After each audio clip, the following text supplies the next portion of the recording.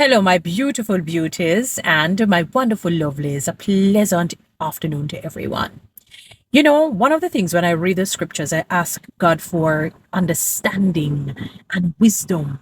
And if something is quite puzzling to me, I say, God, something is just not adding up. There must be a reason as to why you would have done this, as to why you would say this. I'm like that. I don't know. Maybe I'm an overthinker. Not all the time, but there are some things when you see it, it says there has to be a salient message or point to it because God is not a willy-nilly God. You know, as a man say, he's a sensible God.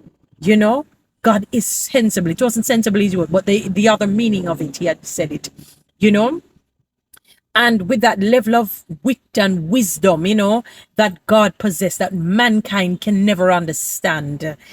I thought about the situation with the children of Israel. I said, Lord, why did you get rid of them? Especially the older generation.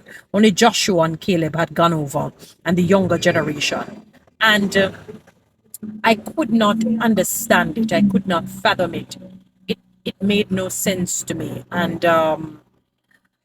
when I really delved in it, and one thing with God, in His time He will respond. In His time He will answer.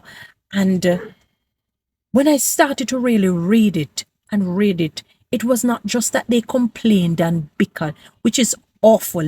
They had a very negative mindset because of the bad treatment that they got, and they didn't leave Egypt. Egypt went with them. The Egypt mindset had gone with them. It didn't leave them, of lack and anger and bitterness and unforgiveness. It went with them, and they spoke negatively against God and His servants. So it made a whole lot of sense to me. My beautiful, beautiful beauties, they spoke against God and they spoke against His manservant, Moses. They not only complained and bickered, and we know the debauchery things they did, the sexual immorality, the turning Aaron never looked like he never had his head on his body. I met them give him all him gold and all of that. And when Moses had gone up for a time in the mountain and turned the thing, and we know all of what took place. But they spoke against God and His manservant, and God did not take that kindly. God said, this a mindset, yeah? It dead. Never to be resurrected. So I'm getting rid of this whole generation. I don't want this I don't want them to influence the newer ones.